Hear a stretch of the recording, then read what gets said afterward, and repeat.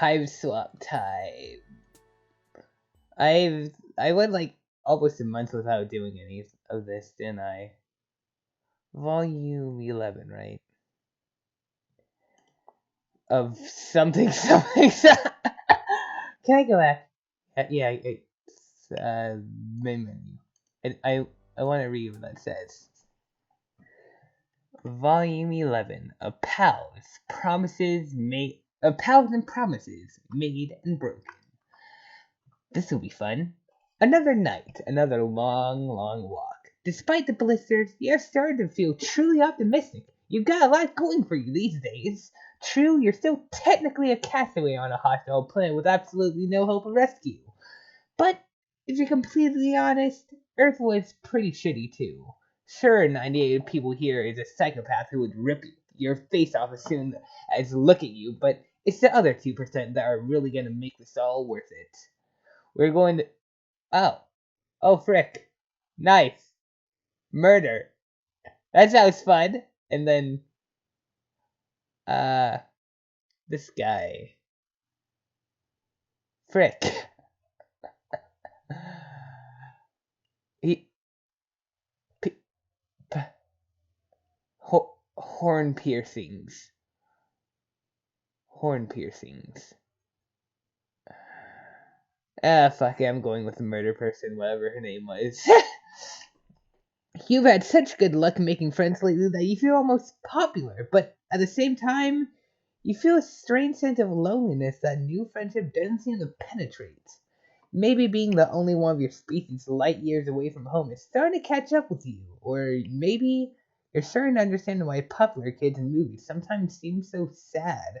A number of trolls now like you, but do any of them truly know you? What you wouldn't give to hang out with someone you have real history with, someone with whom you don't have to do the introductory dance of, yes, I'm clearly an alien, no, I don't know what's going on. Someone with whom you could reminisce about old times, someone you've hung out with more than once. Right now, you're on the outskirts of town, and the rocky outcrops surrounding you are familiar. You're pretty sure that the entrance to the brooding caverns is around here somewhere. Your heart beats a little faster. Bronya lives close to here, and talk about history. You two know each other deeply from hanging out once and then seeing her again in her ex-mate Sprit's hive. Plus, you have a phone now. You have the power to text first. Did we get her number? You get out the phone Connell gave you. Look at you go, reading an alien language and operating alien technology just fine. Does it make sense that you learned how to read a new alphabet in weeks without anyone teaching you? Not really, but maybe your struggle with Spanish class in high school were just a fluke and you've been a secret linguistic genius this whole time. Bronna takes you back immediately, giving you directions for how to meet her in the caves. You head down, but before the J-Blood hides in sight, a troll emerges from the shadows. At first you think it's Bronya, but you freeze mid-wave when this new troll steps into the light. Bronya doesn't wear glasses, and she has never glared at you like that. Wait, the song. Wait. Fuck. Yes. This is volume 11. Hold on. What's your? I don't know your name. I don't care. Linera? Frostbite. Yes. Yes. Home stuck. Frostbite. Boop. Yes. I love this song. I love it. Now shut. Oh god. I actually love this song. It's great. Alright. So. It's you! I remember you! You were down here a few weeks ago! Bothering Bronya and distracting her when we almost had a loose stampede! Ouch, is that really how Bronya has described your adventures together? Maybe it's silly for something that small to hurt your feelings when another recent friend nearly got you killed in clown church.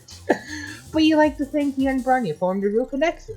She never made you feel like you were bothering her. A real connection? Is that why you think you can just come down here and text her? Holy shit, is Lanera reading Bronya's messages? Does Bronya know she's been doing that? That's none of your business! Bronya and I are best friends! I'm just looking out for her. I have to pause. Back from my unwilling AFK anyway. She has a lot of Jade Blood responsibilities! And doesn't need anyone shifty coming in to disrupt her. You have to wonder if Bronya would agree with this statement made on her behalf, and you sure would like to see her in person and confirm for yourself. Oh, you'd like that, wouldn't you? Why don't you tell me? What is the nature of your relationship? Why should I allow you to hang out with her? Or as your text message so boldly suggested, bluffing has saved your ass in some bleak situations before, but you could also go on the offensive here. You're concerned about Bronya's privacy now, and as her friend, maybe you shouldn't just look the other way. Alright, what would I do here? What right does Lanera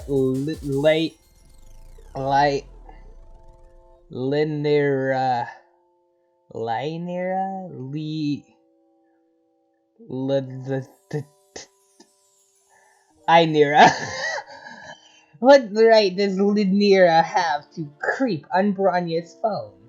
You puff up with all the self-righteousness you can muster. The nature of your relationship with Bronya is between you and Bronya, and you're not doing anything suspicious by wanting to see your friend.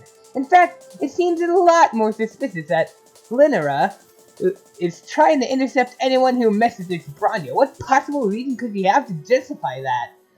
Gonna get sad when that goes up to 5, aren't we? Well, I never! As I said before, I am Bronya's best friend! I take our relationship, my responsibilities as a friend, very seriously. You press the issue, narrowing your eyes and crossing your arms over your chest. A responsibilities as a friend, huh? Sounds kinda fishy. Fishy? Oh god. Are you serious right now? Are you really coming down here making fish puns like some kind of sea dweller? That is so suspicious. Who knows if Bronya decided to show you when you tricked her into trusting you? Not that we have anything to hide, but who knows? If you're at all associated with sea dwellers, then we have a pretty big problem on our hands, don't we? You've heard of sea dwellers by now, but none of your friends have talked about them much. Mostly you've gathered that they dwell in the sea. You don't know why it would be extra bad for you to be one of them, but it's clear you need to backpedal. Before you can try to disown your choice of fish-related phrasing, Lanera advances on you. Obviously I can't let you talk to Bronya now! You're way too suspicious! I think you and I should have a private conversation instead! At least your life is uneventful when you're unconscious. Ooh, blood, death! That's a lot of pictures. Are those drawings or actual? Are those supposed to be drawings or actual pictures? Judging by how that one and judging by this and that one, possibly that one, they're probably pictures. So frick. When you come to let's just get it. So there's also troll skulls, a bloody club, and there's actually a good amount of jade blood on that. Thank you. What is that? Are those like files on them? Wait. That symbol there. That symbol on there I've actually used for an OC. Oh god. Frick. I think these are like files of the trolls she killed. Maybe. Like that one thing in Life is Strange, like, hold on. Life is Strange 1. End of episode 3? I think. No, it was episode 2. Yeah, that one. Let's just mute that. Go to here. Yeah, like, basically, not spoiling, not spoiling the game, but these files here are like, basically people that have been killed, and they're documented by the person who killed them. I think that's what she's doing here. I am pretty freaking sure that's exactly what is going on. Are they filled with pictures of the people, actually? Like, are these filled with pictures of the people like these are? Oh god. Oh dear, dear god.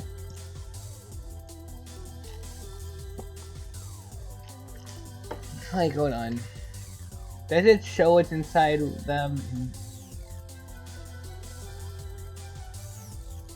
Yeah, like, info and pictures of the people and, yeah, drugs. Very obviously a murder setup.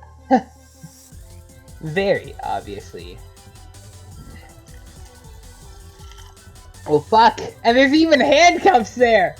And that's a turkey baster. What the fuck? I mean, it can be used to collect blood, but I don't see how you can torture people with it. What the fuck? Oh dear god. Anyway, when you come to, you're sitting on a chair with your wrists tied. As your eyes adjust to the darkness, you then realize that you're in a smaller cave than the big open cavern that led to the Jadeblood Hive.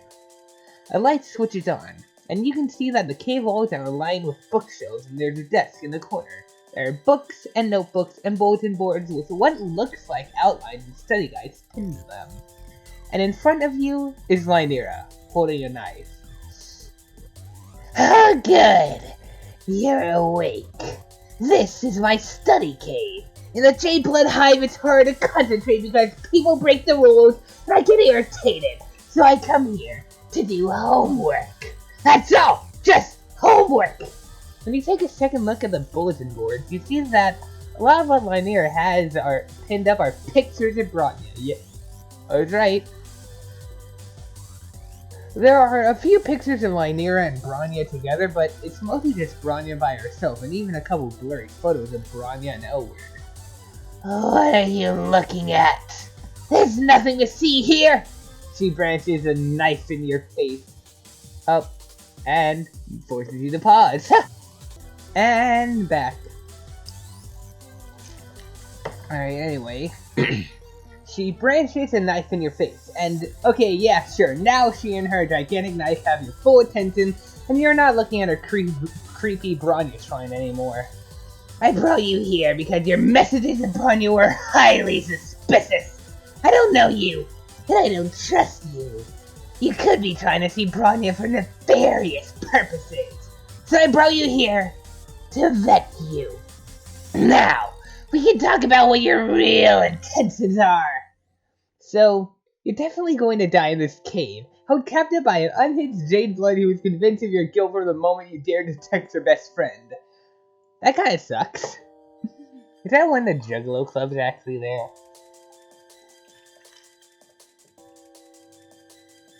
Teal is higher than Jade, I think. And it seems like the Goldblood almost managed to escape. But,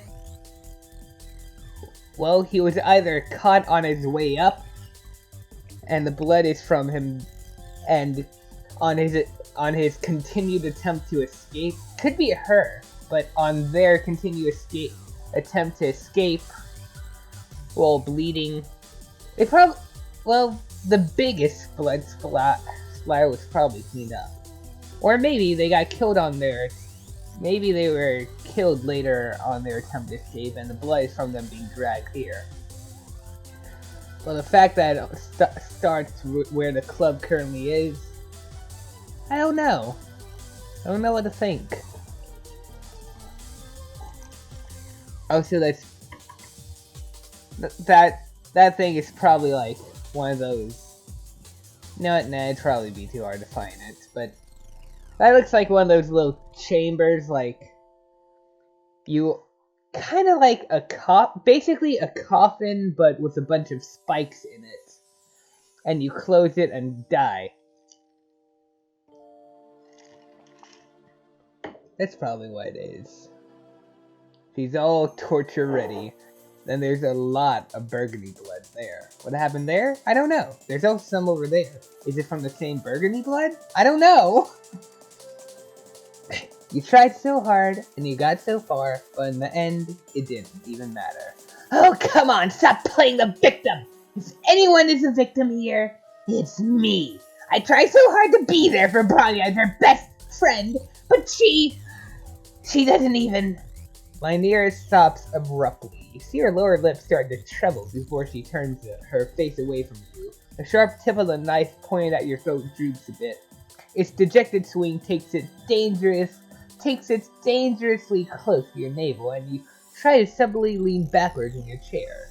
Lynera interprets the noise of distress that escapes her mouth as a noise of sympathy. It's fine, though.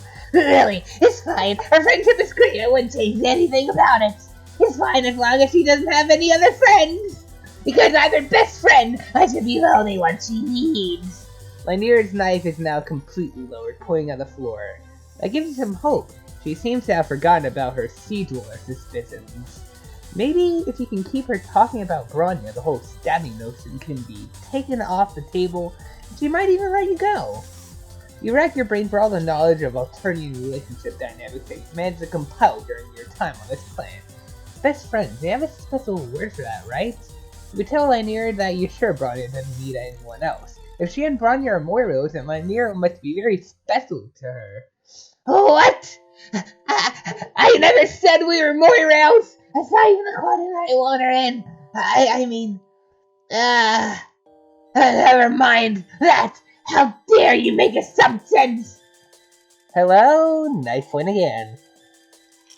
Oh shit. All you meant to say was that you thought her relationship with Bronya was probably fine. You figured they must be in a quadrant together because you're a clueless alien. You're bad. I get why you would think that. It's probably so obvious that my feelings for her are very red. Lynera hangs her head, and her shoulders shake. Tears roll down her cheeks, dripping onto her crisp shirt collar and the knot of her jade green tie. I know I don't have a chance. She doesn't think of me that way. I'm her loyal friend and second in command. That's all I will ever be to her, no matter what. And I try to do a really good job at being her best friend, because what else could I do if I'm her best friend? At least I'm still in her life, and at least I mean something to her. Maybe it's the fact that Lynera's knife hasn't come close to any of your major arteries for a hot minute, or maybe it's the tears. Either way, you feel sympathy encroaching on the monopoly that abject terror had previously maintained in your brain's economy. You've acted as a verbal sounding board or a sympathetic ear for some of your other troll friends while they dealt with crisis.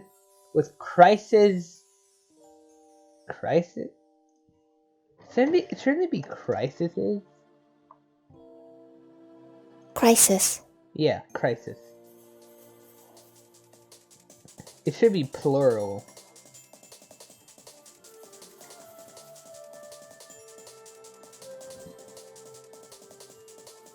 Oh. Oh. Okay. Slipping into the role of therapist for someone who's holding you hostage at knife point is a new one for you, but unfortunately, it's not that much of a stretch. It seems like young trolls on Eternia have to deal with these heavy life issues by themselves, feeling so alone that they're willing to turn to an alien stranger to help them work things out. Then again, maybe life is that grim and isolating for human teenagers too, and you just never noticed before. Maybe everyone's too mired in their own shit to look up and realize that the movie speaker matter is waist high for everyone around them too. You clear your throat and speak with as much consoling gentleness as you can muster while your head still throbs from where Lynera knocked you out. It seems like trying to be Bronya's best friend isn't making Lynera very happy. Of course it isn't making me happy! I can't keep her from having other friends no matter how hard I try! She's amazing, so of course everyone wants to be her friend, including you, apparently! You barely even had a chance to miss that knife before it's waving it around again. Yikes, your friendship with Bronya is nothing like her relationship with Lynera. You don't count as any kind of competition. Bronya is one of many friends to you, and while you cherish her and support her endeavors, you appreciate the joy and fulfillment that can come from having many different friends instead of depending on a single person to meet all your emotional needs. Sounds fake. Why would I ever want any friends besides Bronya? She is my whole world. Okay, but it seems like it's painful for Lynera to be relying on Bronya to be her whole world when Bronya isn't doing the same in return. Has Lynera ever talked to Bronya about any of this? No, never. I'm terrified to tell her how I feel. Being her best friend feels awful, but losing her would be so much worse. I can't take that risk. But if Lynera never talks to Bronya about her feelings, she'll always be unhappy because she wants more. Even if she thinks that it's unlikely that Bronya feels the same way, maybe open communication with her friend could help Lynera process her feelings and move on. You know that Lynera has a big heart or blood pusher, and many fine qualities, and she doesn't deserve to be stuck in this unhappy, unrequited relationship purgatory forever. Wow. You really think I have fine qualities? Try very hard to not think about the glint of that knife. Sure, Lynera has positive qualities. She seems loyal and well-organized and studious and caring. Some troll out there is going to want the same kind of closeness from her that Lynera is looking for, and she owes it to herself to take actions that could lead to happiness instead of being stuck in a sad situation forever. I don't know. Maybe you're right or maybe you're wrong. But I don't want to move on. Even if I know I should. I want to be with Bronya forever! Lynera crumbles to the ground, dropping the knife and sobbing into her hands. It's hard to watch someone in this much distress and... frick. It's hard to watch someone in this much distress and not want to help them, but on the other hand, her misery has distracted her, and this might be your only chance to try and escape. Attempt comfort. There's really not much chance of escape if we're tied to a chair. You remember what you did for... and plus, look at that gold blood. You'd probably die if you tried to escape. You remember what you did for Polipa when she was upset. Sitting in a chair with both hands tied behind you doesn't make for ideal shoe spamming conditions, but maybe you can approximate the gesture? Lynera is huddled crying on the floor, and you think you could maybe get close enough to lean your knee against her back or something. Hopefully that would be interpreted in the same way as a classic palm-to-cheek move. You lean your chair closer to her, but you lose your balance and wobble and then topple forward. Lynera's discarded knife is right there, sharp edge ready to plunge right into your incoming soft body, but then Lynera moves quickly and grabs your chair and saves your life. Oh shit, that was a close one. You really could have died. She stares at the knife with huge round eyes, clearly shaken up by your near-death experience just now. Considering how often you nearly die these days, you feel more blades. Blasé. Blasé. Foreign sounding words sound nice. I mean, it is a foreign word, but it still sounds nice. Considering how often you nearly die these days, you feel more blasé about it, but you're glad it's having an impact on her if it makes her rethink the whole kidnap and stab thing. I'm so sorry, I don't want you to actually die! I saw what you were doing with that chair when you fell. You were trying for the traditional seated front head shoe pat because I was upset. It was very kind of you to try and console me. I never really thought you were a sea dweller, you know. Maybe what I'm doing is wrong. No knives. Lanier sets her jaw with conviction and with one slash cuts you free of your bonds. You get to your feet, stumbling a bit because your leg fell asleep. Can't believe you're getting out of this situation without any blood loss. You feel positively elated about this turn of events, but Lanier still looks sad. You're free to go. You must think the worst of me after all this. Well, you're not going to lie. This wasn't the best start to a friendship you've ever had, but horrifyingly enough, it also wasn't the worst. Probably thinking of...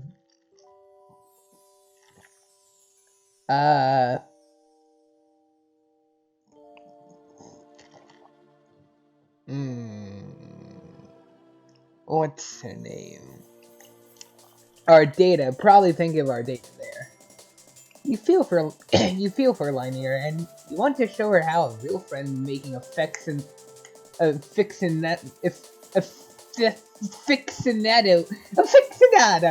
gets out there and meets people. You think making new friends could help if you're less clingy about Bronya? Would you really do that for me? I am not so sure about new friends, but you do seem to know what you're talking about. You don't know where to go with Lanier to teach her how to make new friends. She's probably a bit too uptight to enjoy the music clubs you've been to, and you don't think that troll studying in the book hive would take kindly to a lot of loud, friendly conversation. You decide to go to the cafe that Elwood introduced you to. Thankfully, they're not having an excessive bodily force poetry night, since you're not sure that would be Lanier's scene. There are a number of ceruleans there, but you also spot a few indigos and teals and a cluster of defiant-looking olive woods with some yellows, all sitting together. The crowd is overall less pierced and undercutted than it was when you were here with Elwood, and the vibe is laid back with all the trolls just sitting around and quietly chatting. You order the drinks, already taking for granted your newly acquired skill in reading troll language. Lanier is fidgeting when you sit down with her. It may come as a shock to you, but I don't get out of the caverns very much. I don't have time, and there's so much to learn about J-blood life and troll reproduction. And Bronya needs my help to maintain order. It's not very often that I have to, interact with trolls of other blood colors. You're not sure what's making her uncomfortable, the trolls around here that are lower than her on the Hemwood spectrum, or those that are higher. You've worked out by now that Jades are right in the middle, so maybe Lanier identifies with neither the haves nor the have-nots. From what you remember, neutrality is a big concept with Jades. You're sure, Lanier, that it's natural to be a little nervous. Most people feel like they're stepping out of their comfort zone when they make a new friend. If there's one thing you've learned as Alternia's resident friend-making expert, it's that terror and embarrassment are par for the course. But it's worth it in the end. I'm not nervous or embarrassed. It's just, I don't know. Everyone seems disorganized and suspicious and untrustworthy and unknown. You have to bite your lip to keep from laughing. It's not even funny. It's just that Lanier is hissing all her words and leaning in towards you and glaring at the rest of the room, and the overall effect is weirdly endearing. Like someone put a 1950s school uniform on a feral cat. Oh god. She's not a cat, but is she a cat? Anyway, before you can try to reassure her, a new troll ambles up to your table. She looks friendly, that's a friendly amble. She's wearing glasses and carrying a book bag and has a teal symbol on her chest, so she might be a nerd like Lynera. This could be a good new friend match. New friend.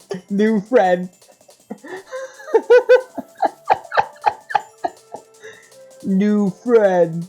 Oh my god, that's genius. Hi guys.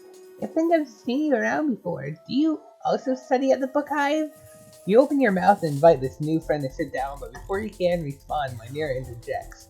That's not any of your business, is it? Why do you even want to know? Obviously, anyone who goes to the book hive to study goes there for peace and quiet. So why would you think you can bother us just because you recognize us from there? Okay, jeez. My bad, never mind. See you around, never.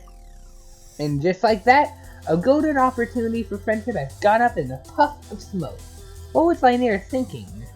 Being so rude. Doesn't she want to learn how to make friends? I changed my mind, okay? There's no way I can be friends with any of the people here. I don't know them, not like I know you. You're surprised to hear that Lynere feels so positive about you when she was ready to stab you an hour ago. She takes your hand in both of her hands, squeezing your fingers tight. I know we didn't get off to a great start. And that's my fault, but I can make it up to you. We're friends now, and we'll be friends forever. And I will call anyone who ever even thinks about trying to fuck with you. That is not quite the lesson you had hoped to teach her about making friends, but maybe, with her fierce loyalty and possessive streaks spread out between you and Bronya, Lynere can be a little more low-key about being a friend to you both. The determined look in her eyes and the ominous glint of her glasses don't scream low-key, but change doesn't always happen overnight, and you believe in second chances. You believe that Lynere will be capable of healthy friendships someday. Oh boy, friendship. Ha ha ha ha ha ha. We're going to die. We are going to die. Oh god, the knife. The knife. Why is the blood on the knife still wet? What? Why is it so wet? Oh god.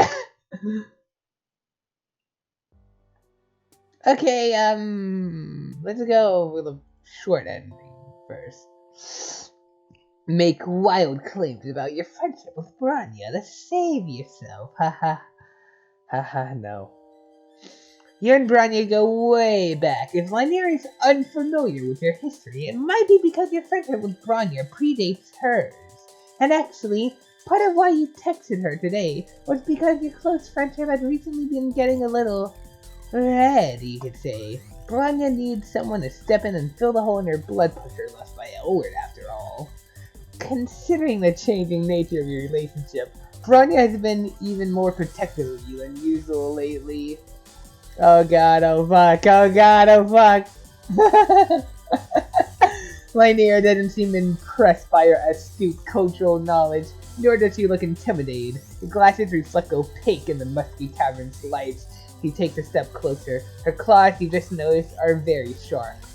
Bronya is very protective of those she pities. You got that much right, if you're telling the truth. And I don't know that you are. Maybe she would want to protect you if she knew that you were here. Oh fuck. The fucked up. If Lynere intercepted Bronya's phone, then Bronya has no idea you reached out, and you can be disposed of none the wiser. Oh no.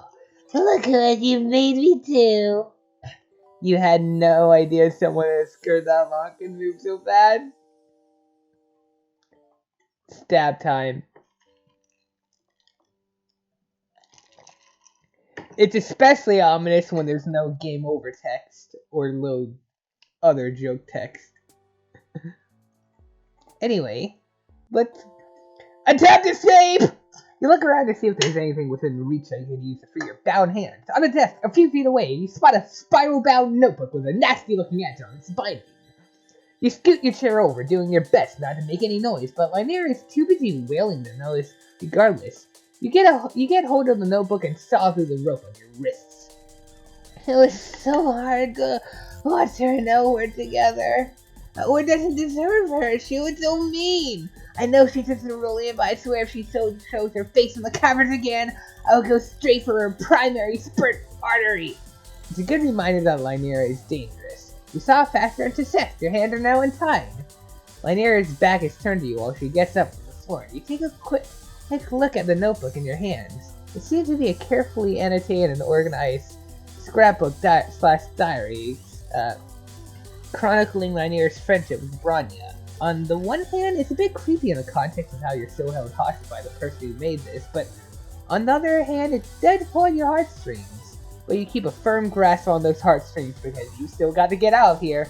When Lynere turns back to face you, you leap from your chair, brandishing the scrapbook in front of you like a shield. If she comes any closer with that knife, you can destroy the scrapbook in an instant with your acidic spit. That's right, your alien tummy has destructive powers that can vaporize Lynere's precious Bronya's memories in seconds. No, you can't. What are you doing? How dare you touch that book? For a terrifying second, you think she might lunge at you, but then Lanier steps to your side, giving you a straight shot to the cave exit. As you scull your way towards freedom, you remember your phone. Lanier took it from you when she knocked you out, and you don't know how you could possibly get another one. No way! I'm not giving you anything you might use to contact Branya! I won't have you messaging her behind my back and trying to replace me as your best friend! Seems like nothing you said when you were tied up had any impact on her at all. Maybe forcing people at knife point to be your therapist doesn't mean quality therapy. You still feel bad for her, but it's time to break out the big guns. If Lanier doesn't return your phone, you will find another way to reach Branya, and you'll tell her everything. Not only the lowdown on Lanier's stalking and kidnapping tendencies, but also the truth about how Lanier feels about her. Lanier gapes at you. Her eyes fill with tears again, but she hands over your phone. I can't believe how cold you are. I thought that maybe we were bonding, that maybe I could start to trust someone other than Branya. But you didn't mean a single word of all those things you said! Lanier's face twists and contorts between rage and grief. When you make this phone/scrapbook trade, she drops the knife in her other hand and clutches the scrapbook to her chest like it's one of the wigglers in the J-Blood nursery. You don't feel guilty for doing what you had to escape unharmed, but you can't help but wish that you had been able to actually help her. It's clear to me now. Branya is the only friend I will ever have. Well, fuck. That's depressing. Honestly, I don't think Lyanera is a bad person. I think she's just really, really, really lonely. I mean, you really can't help but feel bad for her.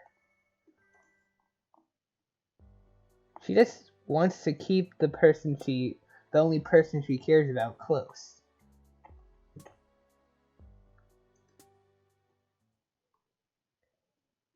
Anyway, 11. Let's Lyanera Skullby,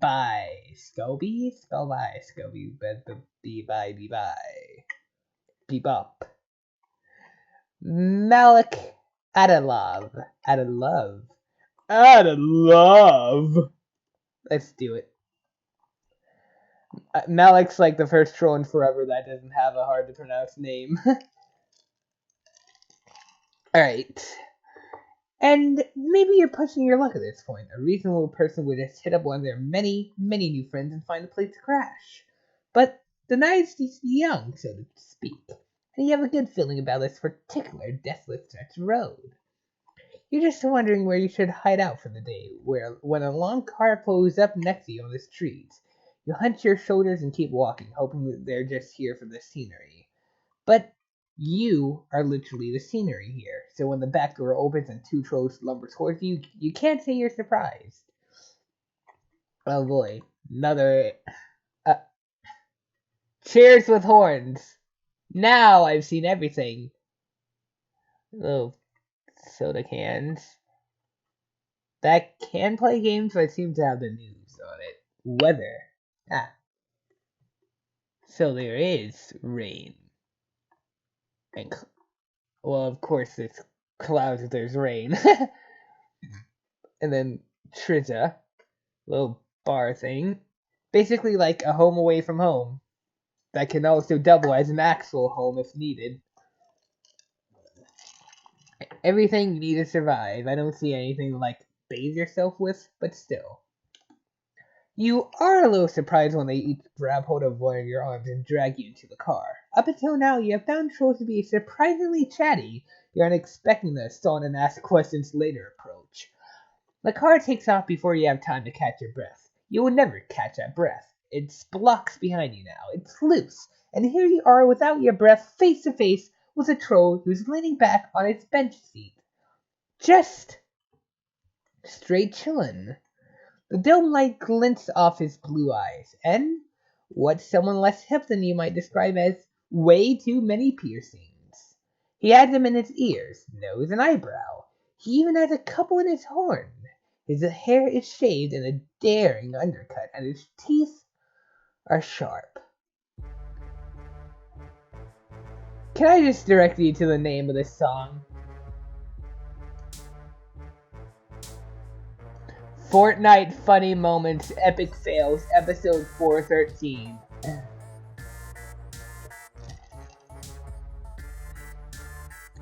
This thing.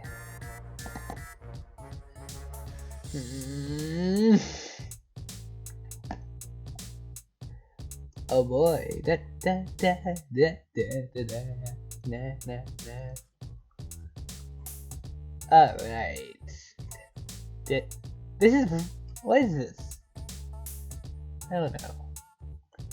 Good though. Still don't get why it thinks I befriend people who I haven't, like... I swear, if I go to achievements... Where's achievements? Achievements. Oh yeah, they don't show achievements anymore, do they? But... Wait. No, this should have achievements, right? What about... Portal 2, I know this has achievements.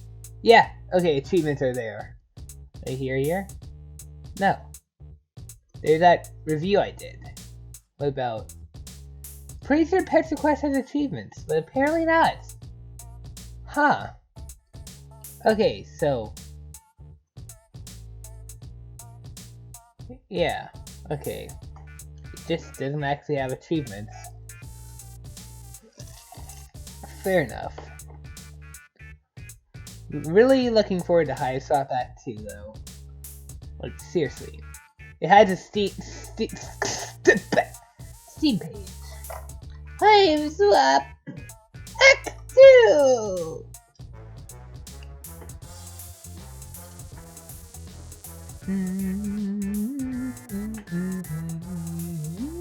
Then I added my wish list. But plan release date, tickets are... What are tickets? Steam, what are tickets? Actually, I can probably close that. It could close... What are tickets? No.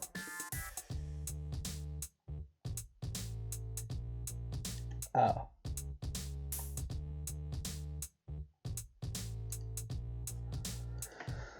Okay.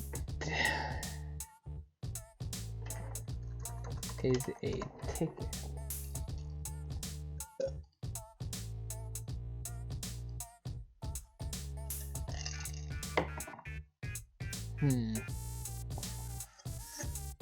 Then what's this? What? No wait, what is this? The newest, most spectacular. The beginning of true human enlightenment is arriving soon. The newest, most spectacular. What? I'm Welcome to my video. I'm Magic the Wheel. I want to tell you about my new game. The game world, both the monetary and I want you to share this video with your... I'm speechless. I am speechless. What are the reviews?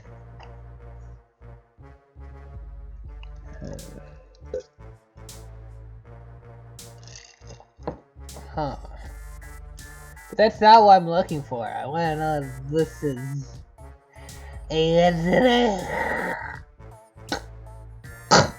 Oh. I guess I'll just ask around later when I'm done recording. Probably get this done with. Anyway. Voice acting. What kind of voice will I give you?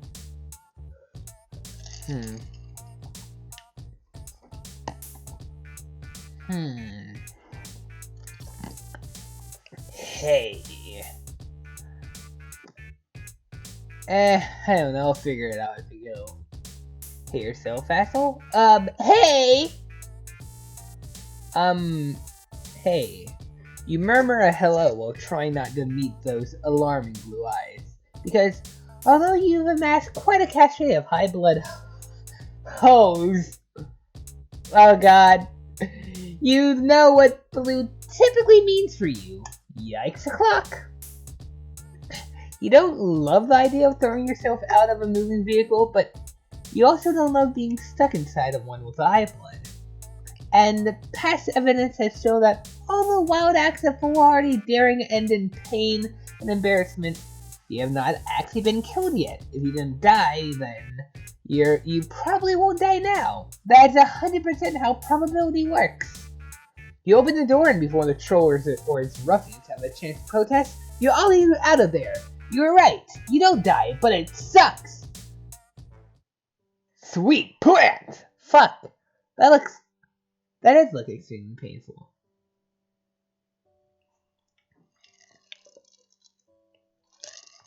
It's like when we crash land in the first place.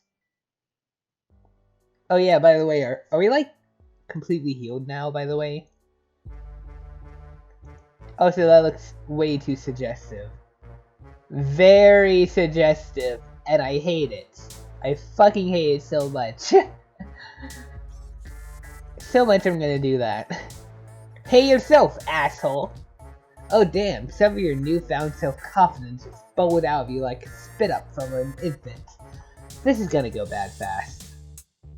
But instead of immediately murdering you, he looks you up and down, checking you out in all your ragged glory.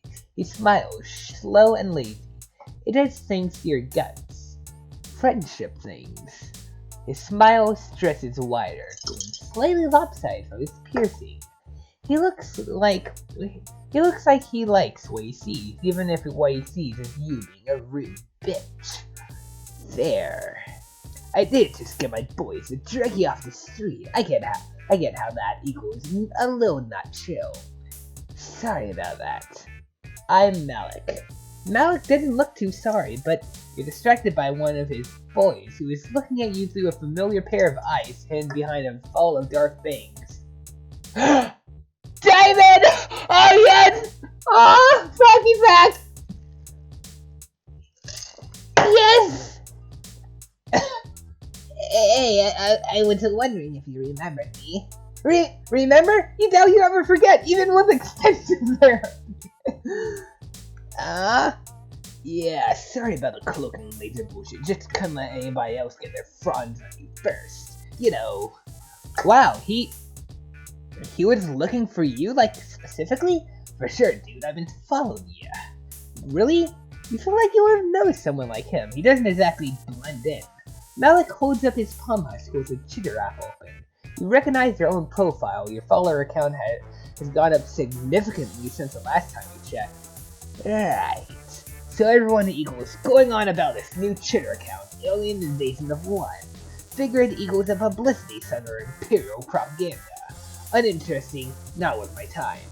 But then I start thinking, what if it's not? If this genuinely equals an invasion, how the hell have they survived this long? The drone should have obliterated a cold-bait son of a bitch like you right away. That's literally what I said. They should have taken your homeless head off paradigms ago. They haven't. Why? Equals what I keep asking myself. Then I figured out how you must be doing it. Without meaning to, you lean towards him. You finally found some who understands and appreciates just how terrific you are at friendship maneuvers. Who really gets your area of study? You're a robot. Oh god damn it, not even close. But you're so obviously and actively interested in me that, well, you tell a tiny little fib.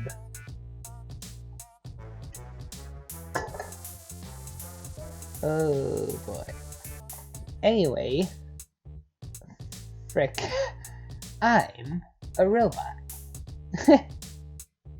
Hell yeah. Hey, this is kinda crazy. Frick, what? Alright, I didn't know you were a robot. Wild. I guess it makes sense though. You did have a sixth sense for meat and where to find it. Malik looks intrigued. A meat tracker. That equals interesting. Sure. Oh, the equals is replacing is, isn't it? Oh, wow. Sure, you hope he doesn't try to test that functionality. You doubt you have another meat miracle in you, but all he does is keep giving you piercing looks in between testing furiously. Piercing looks. Then he snaps a photo of you. Oh no, he's not gonna post on Twitter #robots. He can be a hashtag. Everyone will know you're lying and blow up your cover. Not to mention your mentions. Don't worry about that. Social media gives me hives. I have a Google alert set for certain combinations of words. After Zebra's place, you're kind of expecting another lavish place, but when you get out of the car, you see that Melik is an indigo. He's cerulean, like Elwood and Ramil, and that one girl who kept poisoning. No! Rick. Also, you're starting to think people's hives have more to do with taste than Castade. Amicia had a homely little art studio, and Tagore had all of those vases and shit. Before he leads you inside the apartment building, Melik turns to Diamond and the other Lola and starts messing around on his palm husk again. Nice job, guys. I'm rewriting a Scythian drum shipment as we speak. Trief, I'm sending you those DVDs you wanted. They'll be at your hive when you arrive. The bronze-blood ruffian bows to Melik. He looks a little uncomfortable and pats him off really on the arm. And Diamond, I'll send you shit to, that shrub you love. Diamond, no! Diamond, you can do better. Fucking. At least I can make a little hole, claim it as your own. Thanks, man. You know my offer still stands. I got a couple extra coops to get you to live in the rough. Diamond shrugs. Aw, thanks. But I can't be tied down. Nice to see you again. He's like, he had his own little princess. Oh my fucking god, that's the best. Oh god, you need to clean up your fucking apartment. If I actually had a choice, I'd help you. I mean, who knows, maybe I do help him. You and Melik ride the elevator all the way to the top of the Hiveswap, and he leads you into a surprisingly tasteful locked apartment. Come on, my shit equals upstairs. Isn't the whole apartment his shit? Yeah, technically. Let's go upstairs, though. Oh boy, more stuff. That's probably propaganda. Anti-higher blood propaganda, I don't know. Or maybe it is high blood propaganda and it's just a cover skateboard for when he wants to do those 6 tricks.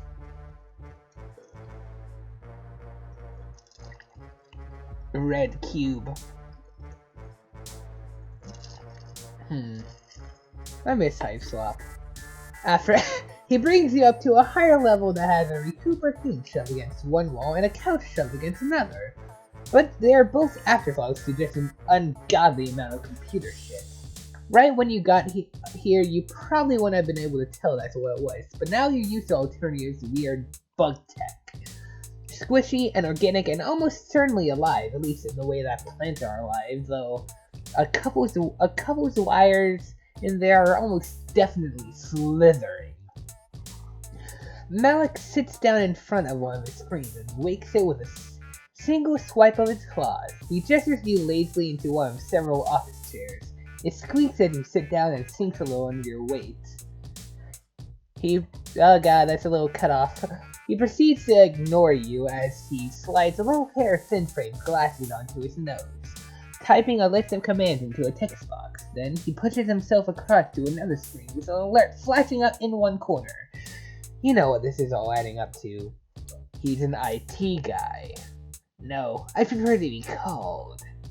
Oh, shit. Huh? I have this joke where I do where someone calls me a hacker and I say, I prefer the term information specialist, but now that equals ruined. Oh shit, hacker was totally your next guest, you can do it again? Nah, moment's gone. No worries.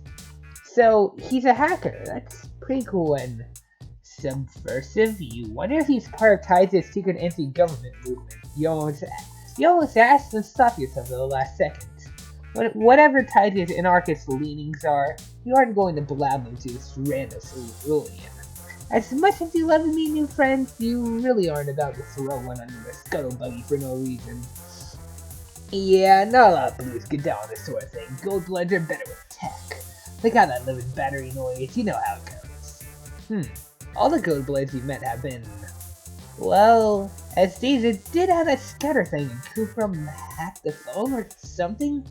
Whatever, it was a while ago. Sabine mostly just liked fanfic. Interesting. You think they would have programmed me with cultural stereotypes? Huh? Oh, right, you're a robot. You wonder how a robot is supposed to act. You sit up straighter and think about circuit boards. Malik messaged around some more on his computer and frowns. Then he frowns some more. Then he reaches down and picks up one of the thick purple wires from the mess on the ground. He pauses. Apparently he isn't sure where to stick it. Glances down and you cross your legs before he can pull your dress up and start searching for external ports because, nope, not happening, dude. You don't have any network connection, so I've got to use an Ethernet. Don't be lame. You aren't trying to be lame, you just throw things in orifices. Eventually you compromise and let them stick in under your armpit like you are a baby having a temperature taken. You watch him tap away at his screen, marveling at the ludicrous choices you made in your life that have led you to a troll sticking a wire under your armpit because he can't find your Wi-Fi signal. You sit there as his brow furrows further, and his frown gets more pronounced. His annoyance bounces him out of his laid-back, cool guy attitude. A blinking purple light flashes on his piercings. What? Fuck, maybe my tech isn't compatible. One of the wires is coming towards you, and for a second you think you finally found a piece of technology that is actually alive. But then you see a little flicker of movement at the end of it and realize that it's a white snake with beady, intelligent eyes. Lucis. Don't be scared, he won't hurt you. He's just checking everything out. Of course not. Why would you be afraid of a giant snake winding up your legs? Everybody is really about your legs. You need to get a pair of bands. Is a snake checking you for artificial parts? Are snakes particularly sensitive to technology? Is it because they're long? Weird. This equals a radical situation. I have no idea what to make of you, dude. You feel like such a dickhead. Can you really continue to live this lie? No. No, I can't. I'm not a robot. You brace yourself. In your experience, dealing with the fallout of your deceptions is never pleasant. You expect him to throw you out, or at least get a snake in the face.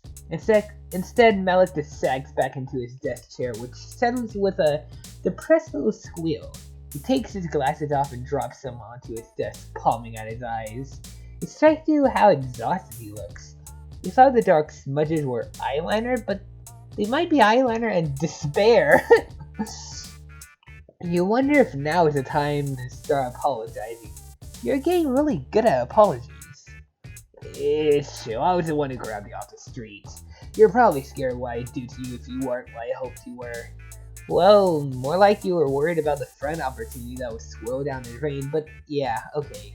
You were also a little scared. You still are.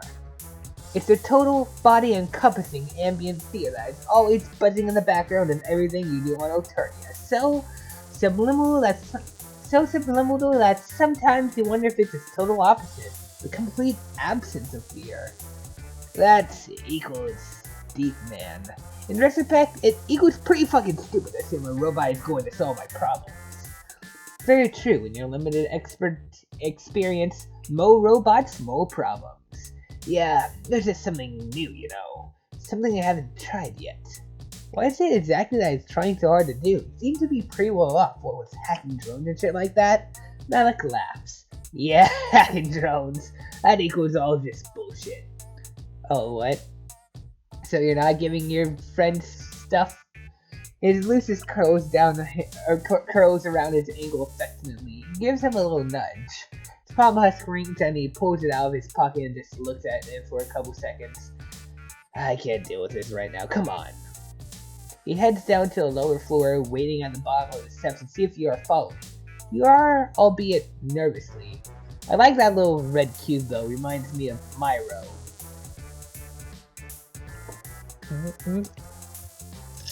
You're having a hard time reading Malik.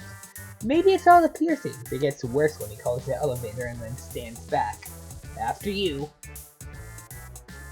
You expect swinging blades to come at you, but they don't. You expect Malik to attack, but he doesn't. Just slumps smoothly back against the elevator while he just closes his eye. His palm husk rings again, and his jaw tenses.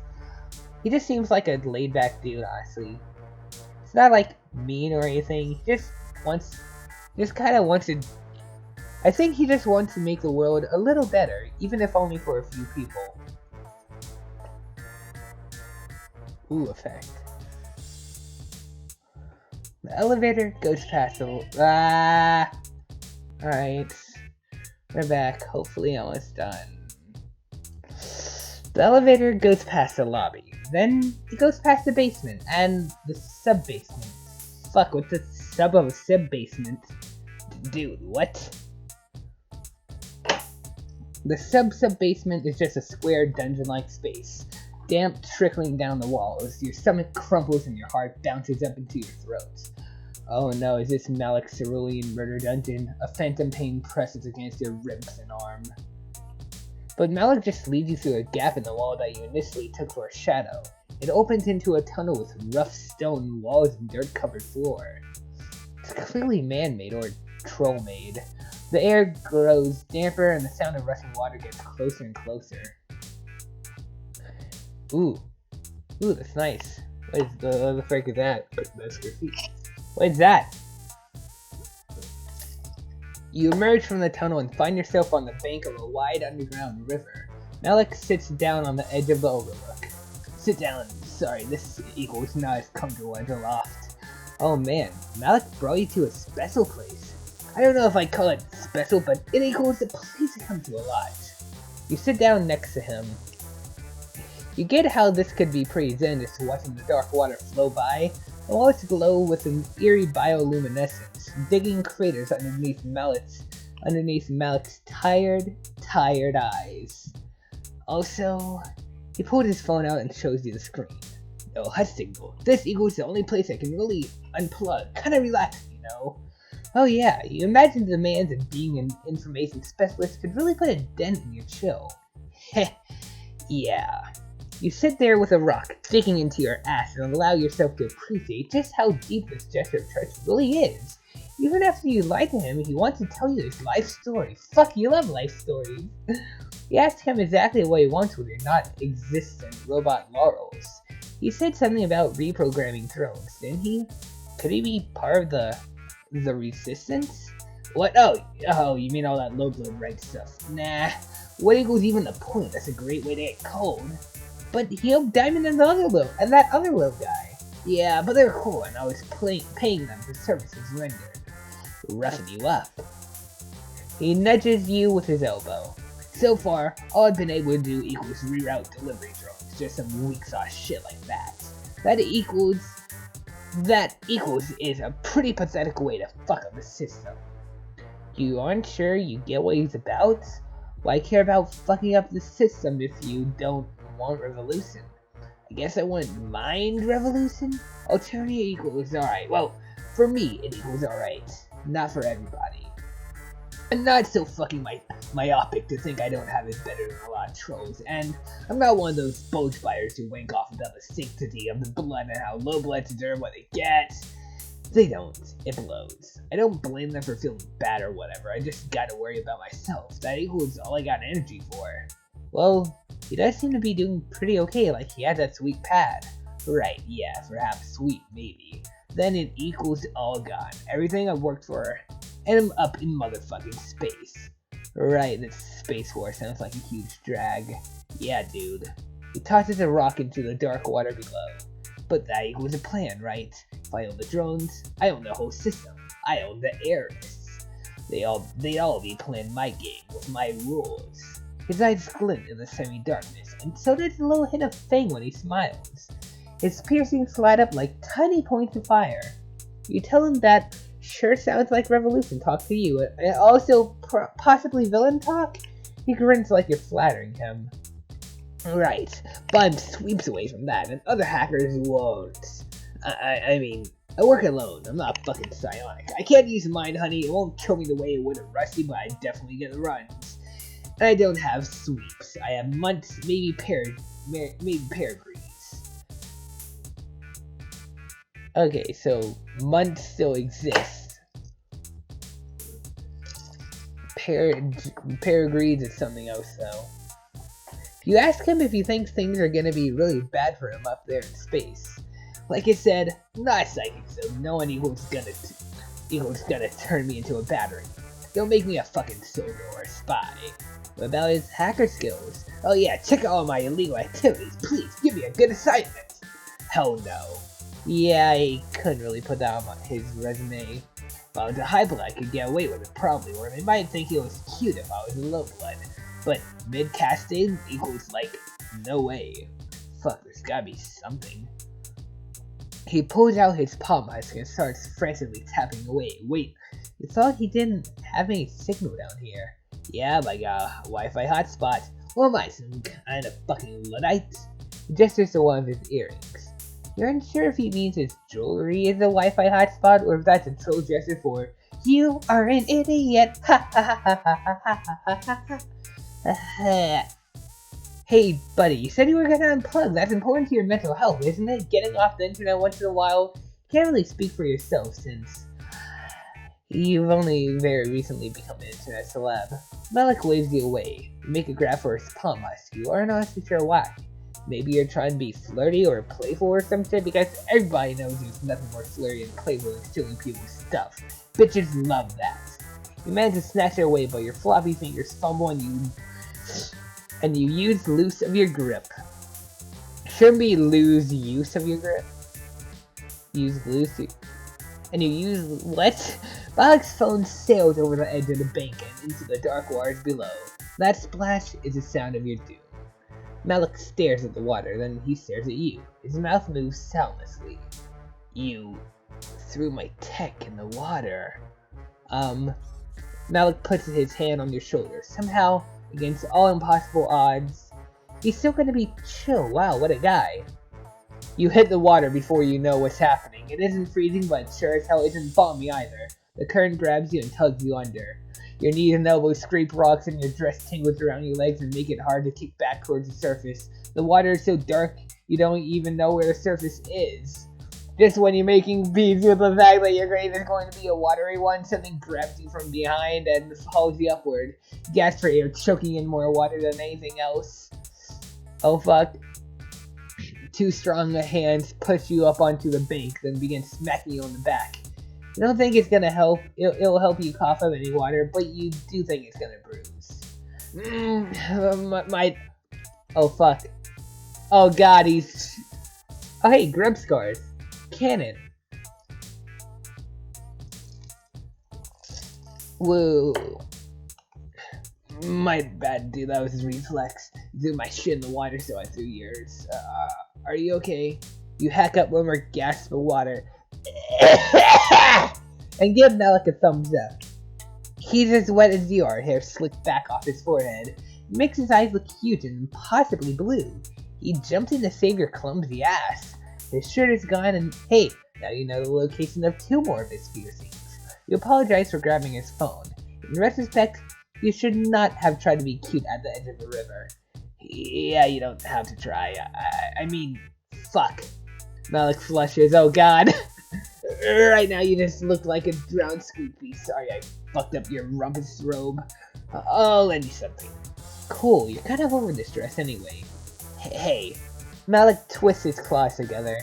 You aren't gonna tell people what I said earlier. I'm not afraid to go off planets. I just, you know, this time you do know. You tell him his secret is safe with him. Well, and if you find any actual robots in your travel, you send him in his way. Thanks, here. He helps you to your feet. Damn, it's cold down here. I'll get you something when we get back upstairs, as long as you don't mind wearing my sign. You can't think of anything you like more, honestly. Friendship! Hey, wait. Isn't this like the jacket I saw in screenshots of Pester Quest?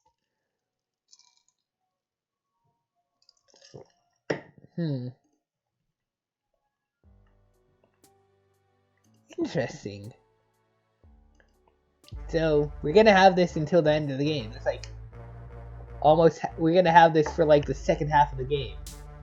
Even though this is technically the second part of the second half of the second volume of the second half of the game. Anyway, tell them you're a special kind of robotic instrument can't detect. You're still in this. You're writing it out till the end. You tell them that you're actually the latest model of spy mod from your alien government. Your silly man said you're indistinguishable from the real thing. Seriously, you aren't supposed to tell anyone. But you're telling him since he's so rad. This is just terrible. You just promised yourself the other day that you stopped lying to make yourself look good. Or in this case, make yourself look like a robot. Besides, he's never going to buy it. I knew it. There equals no other explanation. Fascinating. Fuck. He leans in close enough that you almost tip backwards off your chair. He catches your arm. He's surprisingly strong for such a skinny nerd, so you really shouldn't be surprised anymore. Size doesn't correlate to strength of trolls necessarily. His skin is chilly and his nose pressed dense into the skin of your arm. It hurts, but not enough to shake him off. He's looking at you so seriously. What, doesn't think your eyes are USB ports? You apologize that your robot specs are not the right ones. His mouth breaks out of his trance and lets go of your arm. Are you kidding? What am I, some sort of script wriggler? This rule is gonna be the first to crack you. Yikes, you half expect him to take off some sort of torture screwdriver to start prying you open. Instead, he gives you another one of those unreasonably flirty smiles. Oh god. When I'm done with you, I'm gonna own your entire system. Whoa. I'm hungry. Are you hungry? Fuck. With that, he takes off down the steps, jumping the last few and vanishing down into the kitchen. You're left there blinking at his afterimage. It sounds like he was hitting on you back then, but then he just pranced down the stairs like a bejeweled antelope. You creep down to the kitchen to find him pulling things out of cabinets, opening the fridge with his toes and slamming it shut with a hard kick so that all the stuff on top rattles. His palm screams and he pulls it out of his pocket, answering it and spitting a bunch of jargon at the person on the other end. He does all this while rooting around in a drawer of cutlery, talking loud enough to be heard over the rattling. All you know about hacking is that it's usually done by a bunch of greasy dudes with glasses and Dorito dust on their fingers. Usually there's a girl and she's hot. Wait, what? Oh, we're talking about some sort of movie, aren't we? You aren't sure which trope Malik is yet. Probably a combination of all of them. I mean, he is hot.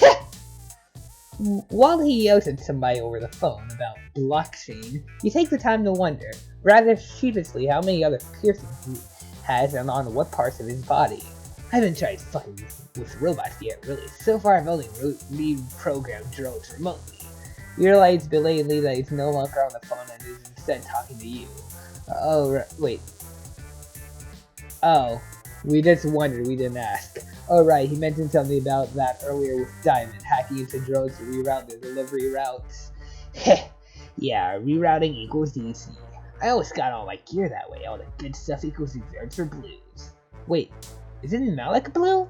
He laughs and put a pan on the stove. As if, sure, cerulean equals blue, but barely. Every indigo you meet equals gonna make sure you know it. You want to ask him if you can help him with anything, but you barely know how to cook when you're on your own planet. He poses with 2 eggs above a mixed bowl. Hey, you like cluck beef's embryos? What now?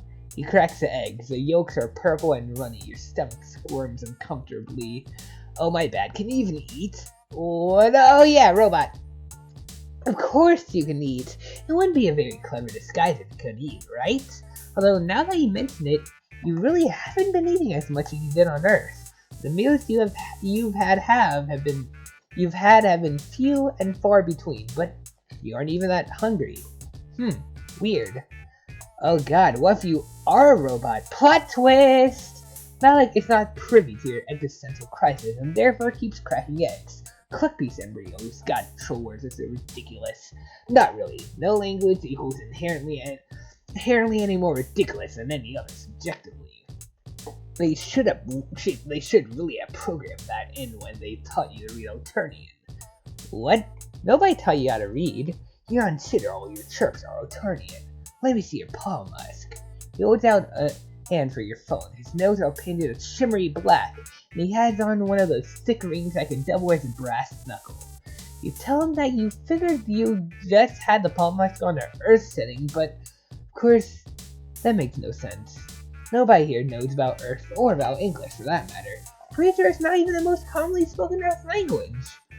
Nope, no translation software running, and this equals good old-fashioned Alternian. Well, it's not old-fashioned, it's contemporary, that's an idiom. See, if you weren't a robot, this would be really weird. Well, it equals already kind of weird that you're a robot, but your Alternian equals perfect.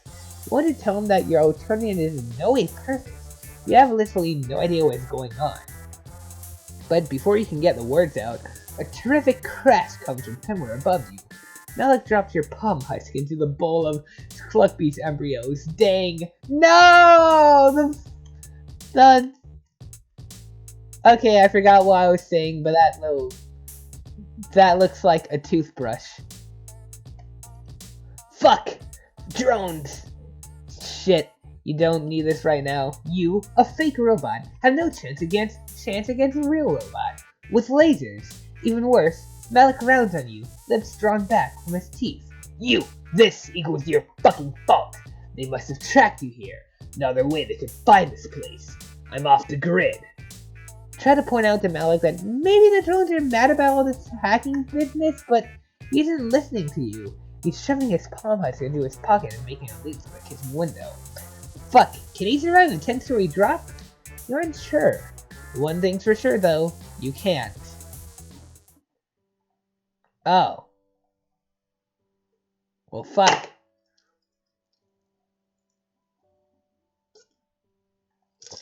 We're gonna die, ha ha ha ha.